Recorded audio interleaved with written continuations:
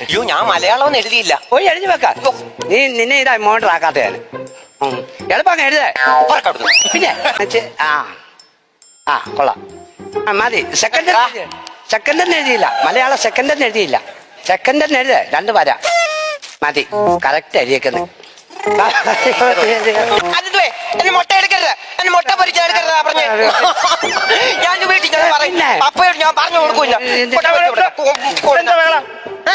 മുട്ട പൊരിച്ചെടുക്കുക ടീച്ചർ. എന്റെ മുട്ട പൊരിച്ചെടുക്കുന്നു. Good morning teacher. Teacher good morning. Teacher എന്നെ താമസിച്ചേ. ഓ ബൈപ്പാസ് ബ്ലോക്ക് ആയിരുന്നടാ. അയ്യോ അത് വെച്ചോണ്ടിരിക്കരുത്. ഞങ്ങളുടെ പേരപ്പിനെ പോലെ വന്ന 3 സർജറി കഴിഞ്ഞപ്പ. നീ എന്താ പറഞ്ഞിട്ട് വരുവാടാ? ഞാൻ കാറി വന്നപ്പോ ബൈപ്പാസ് ബ്ലോക്ക് ആയിരുന്നു. അതാ താമസിച്ചത്.